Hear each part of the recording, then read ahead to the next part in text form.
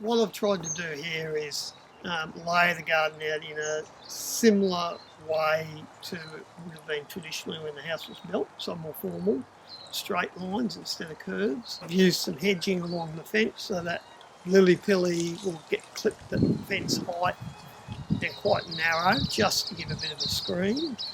And the wistringia down the front of the house will be the same. I'll just clip that into a low hedge, creating a bit of formality, but leaving the rest quite loose and natural. So it's an attempt to try and create a landscape that's sympathetic with the era of the house, but is very much a wildlife attractive garden. We get a lot of native insects and bees and all sorts of things in here now with the grasses and the various flowering plants. Birds are at the water bath all the time. Three of them in are these Eremophila nivea. When they bloom, they're a beautiful purple, maroon colour. There's a few flowers on the one up the back there, and when they're flowering, they're just bringing so many insects in and birds. Everything's got its own attraction. This plant here, the running postman, that's one single plant. That's beautiful when it flowers. It's all covered in flowers. The grasses at the water bowl Ostro-stipe mollusk. So they get a big flower stem about 1 metre and a bit high. A big bushy plume, they're just beautiful when they flower. So, I mean, everything's got its own attraction. The cowberry carpet Eremophila is flowering now. That's, there's birds at that every morning in the evening. And it is the weeping casuarina or the aloe casuarina. Down on the coast, they actually develop into a really good shade tree, quite dense shade. Up in this part of the world, they don't seem to get as dense, and they're a lot slower growing. But this is a north-facing garden. We get a huge amount of sun really all year round, so I was actually looking for a bit of shade. So the trees I've planted are the drooping she oak, the green mallee, just here. I've got two native frangipanis. So there's one there and there's one over there. So they're very tall, narrow trees, quite common around Bendigo. They're planted. They're frost tender when they're young, but once they get established, they seem to tolerate the frosts okay. Sandpaper wattle. Oh, really? Yeah, it's quite a rare thing. Yeah, it looks it's amazing. Actually, I think it's critically endangered in the wild. Is it West Australian? Yes, there's a barrier range wattle there, a pincushion hakea, some other poas up against the fence, and the other. So those frangipanis are lovely because they have a lovely yellow flower in spring that's really, really lovely scent. That's why they're going to give me plenty of shade. And with the green mallee there in the centre, if I find I do want to open that up at any time, I can just cut that at ground level and let it reshoot.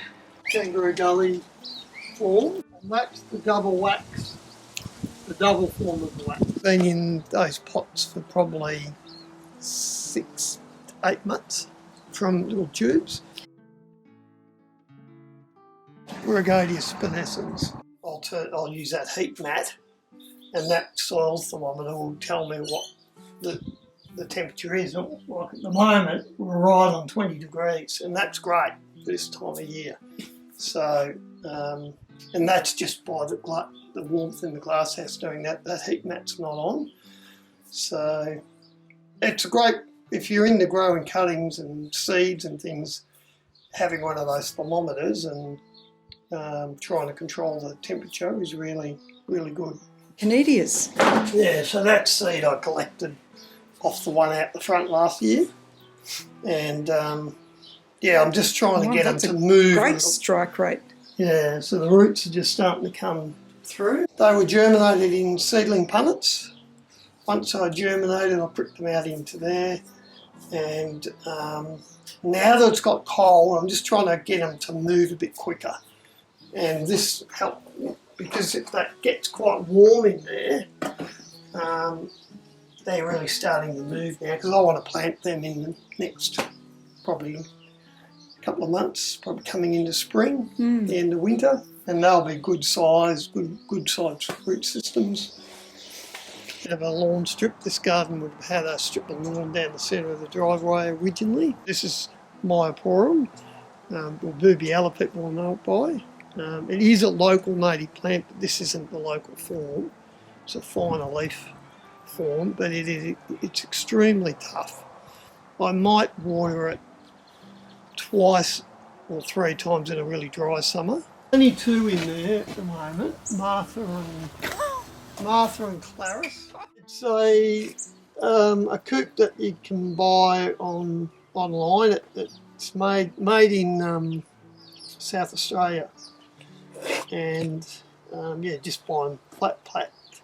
Introduced diamond dove, but we get crested pigeons and a lot of silver eyes and New Holland honeyeaters. All those common native birds are here. Ides of browns, like most people seem to have. And the Ides of browns are great, but they lay their eggs all in one couple of seasons, and then they're sort of they go off the lay and you don't get any more. With some of these other breeds, I guess some people call them heritage breeds, but they tend to lay a bit more sporadically for longer.